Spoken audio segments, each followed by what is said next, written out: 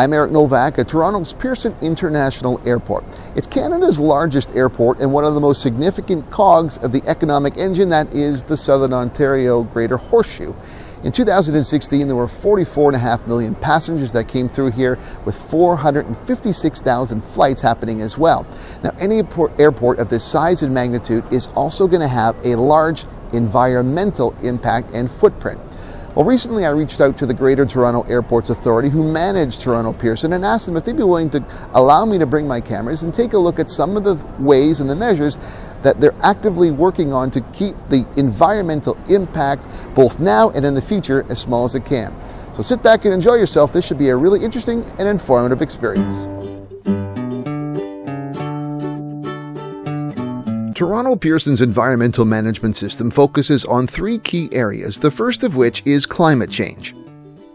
Their focus on climate change involves both mitigation and adaptation. Of primary importance is the goal of reducing its contribution to the global effects of greenhouse gas emissions, given that aviation produces about 2% of carbon dioxide emissions worldwide, according to the United Nations Intergovernmental Panel on Climate Change. Energy use is a major factor in Toronto Pearson's GHG emissions, and they're actively engaged in efforts to reduce the amount of energy they use. The airport is in the midst of a complete changeover to efficient LED lighting, with Terminal 3 recently being fully changed over and Terminal 1 in the process of doing so. The airport's HVAC systems are soon to receive a major upgrade to reduce energy required to heat and cool its facilities, potentially saving significant amounts of energy when completed. Other more subtle efforts exist, including things as simple as allowing their moving sidewalks to slow down when not in use for short periods of time and to completely stop when not in use for longer periods. Vehicular traffic to and from the airport is another GHG contributor.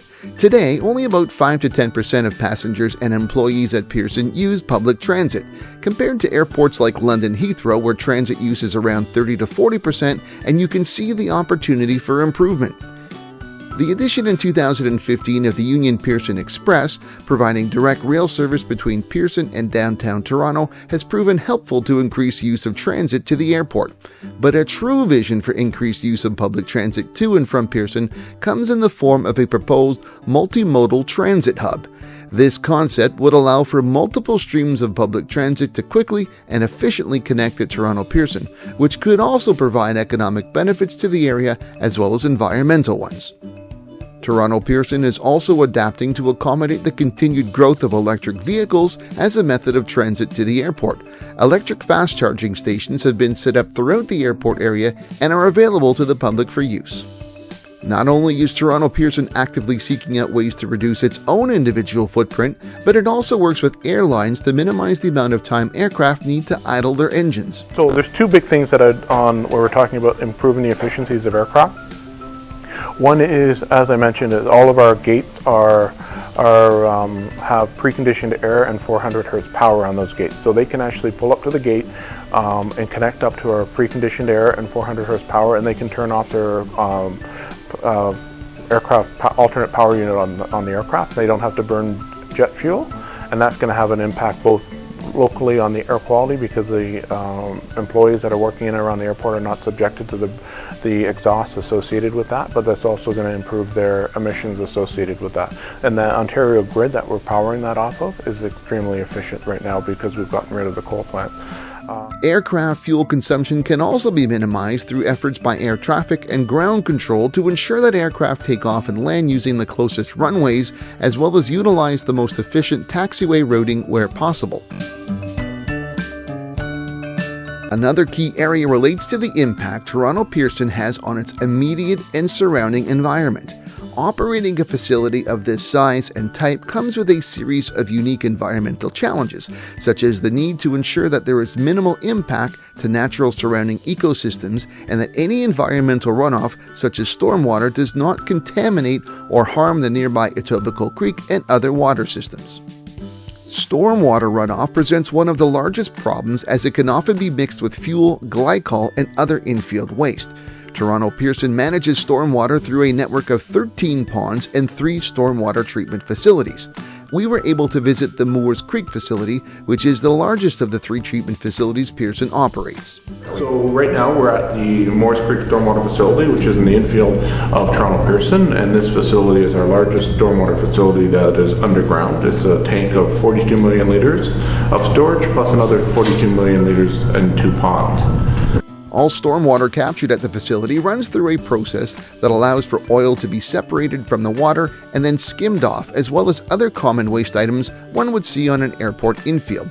Right now there's not a lot of oil and stuff on there, but there's a lot of other stuff. Because you can see a little bit of when oil's come here, water bottle cap, cigarette butts, straws. This is typical of what you would see any sort of municipal drain going out into a creek, where you see all this sort of stuff that gets washed off the apron area or a street ends up here. The water that is sent into the Etobicoke Creek and eventually from there into Lake Ontario will be of the same quality as the water it merges with in the end.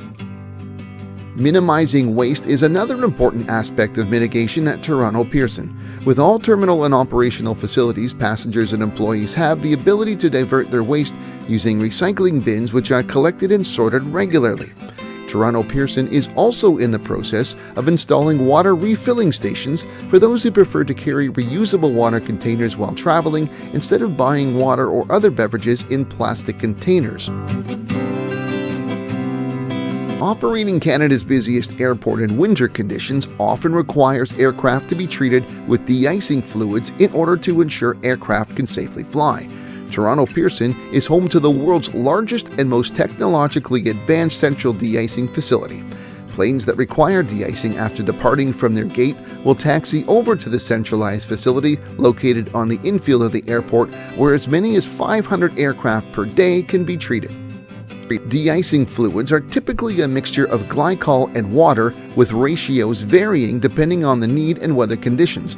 One of the main benefits of a dedicated central de-icing facility is that it can be designed with a slight slope that allows all spent fluid to be diverted to specialized drains where they are collected and kept separate from any mainline wastewater systems. So really we have this SCADA system, which is GTA system. And it gives us a view of what we're actually collecting underground.